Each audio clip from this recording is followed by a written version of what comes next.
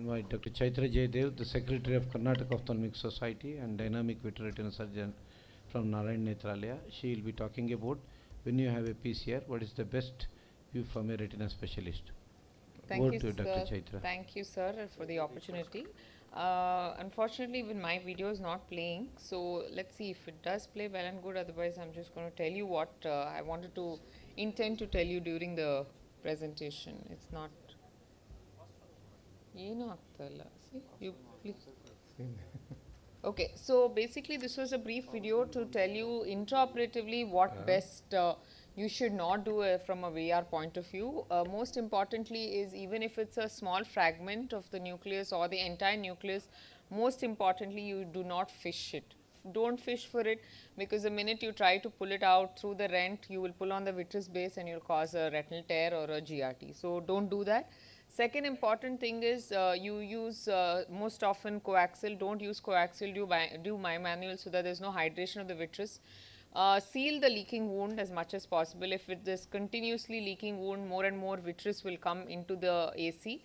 And then the most important thing would be that you stain the vitreous and remove as much of it as possible with your cutter and irrigation from the two side ports. Yeah, so this is what was the video. Wow, suddenly it's appeared.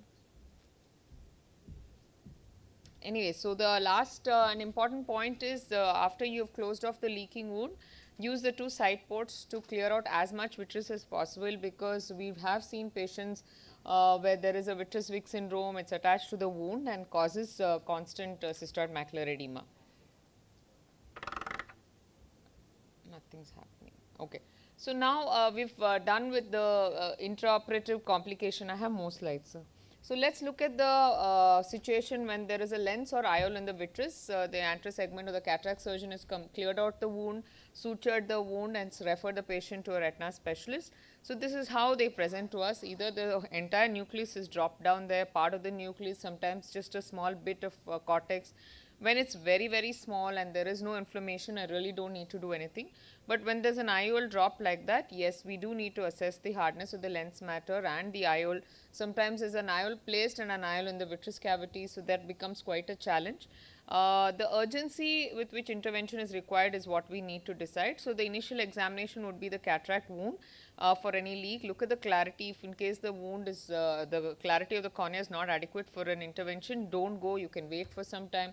Look at the reaction, look at the IOP. If it's very high, you may need to take for an earlier intervention.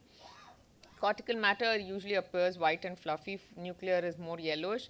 Most importantly from the retina point of view is to look for any other intraoperative complications such as retinal tears, detachment. We also see patients presenting with choroidal detachment. When their view is compromised, we always do an ultrasonography. So this is how a dropped nucleus would look there. And then you can also see some amount of vitreous hemorrhage because there had been fishing in this particular case. So indications for surgery post the dropped nucleus is raised IOP, inflammation, corneal decompensation, cystoid macular edema and retinal detachment. Even the smallest of fragments would preferably be removed, but like I said, cortical matter can be handled conservatively. We should have adequate corneal clarity and delaying it by 2 to 3 weeks will not cause any major issues. I have seen patients who come to us with a dropped lens and nucleus literally 2 to 3 years after surgery. As long as there is no inflammation and the IOP is well managed or well controlled, we can wait. However, patients like this who have retinal tears, retinal detachment, here the IOL has actually hooked the retina. You have no option but to take them for immediate surgery, irrespective of any other antecedent conditions.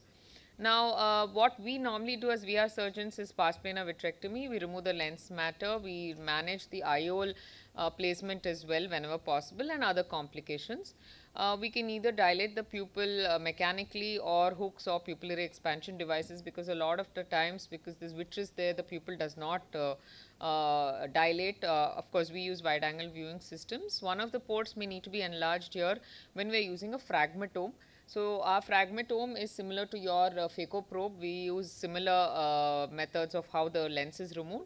It could be even behind the or under the iris, residual matter, the capsule also needs to be removed.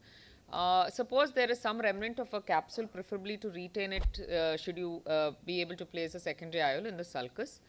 For cortical matter, I'll show you two surgeries where we were able to remove the entire soft nucleus with just the cutter. When it's large or a hard nuclear fragment, it just makes sense to use a fragmentome. So a fragmentome, like I said, is similar to a phacoprobe. There is no infusion sleeve. It has a longer needle length. Currently, we have a 20 gauge at our center. You can also use PFCL to float it up, because especially when there's a retinal detachment involving the posterior pole, if you try to use a fragmentome, it can, I've seen retina being eaten because there's a lot of energy and suction with the frag. So the power is generally around 20% to 50 and the vacuum 150 to 200 here. We use a pulse mode with around 10 to 20. So here you can see the video. I'm just hoping this will play. Yeah, good, at least this one is playing. So this is how we use a fragmentome there. First we make sure that the vitreous that is all adherent is released. We may not be able to induce a PVD, but it's enough once we separate it, and you can see the energy is so high that in a matter of minutes the entire nucleus is eaten up by the fragmentome. So this is best when it's NS3, NS4 and beyond, because otherwise your cutters that we have now are micro incision MIVS system. So it's 25 gauge, 27 gauge, we will not be able to use the cutter anymore. Now this is one nucleus where we were able to remove the entire thing with just the cutters. So you can just fast forward it about 3 to 4x. You see, just literally divided it, cut it down into pieces, and the entire thing was completed with just the cutter. So because this was a soft nucleus, it didn't really matter. We were able to complete the entire surgery with just the cutter there. The next thing comes is tackling the IOL. Either we use a big forceps to bring it up, and or if difficult or there's a retinal detachment, you float it up with PFCL and we remove through the main incision. Which is why sometimes we need to take up the surgery earlier, because there's already a pre-existing incision, and we can quickly be able to remove the IOL through the main incision if the surgery has been done recently. Now coming to the different sorts of IOL managements, this is the technique that I use. There are so many SF IOL techniques that you have to just find your comfort zone.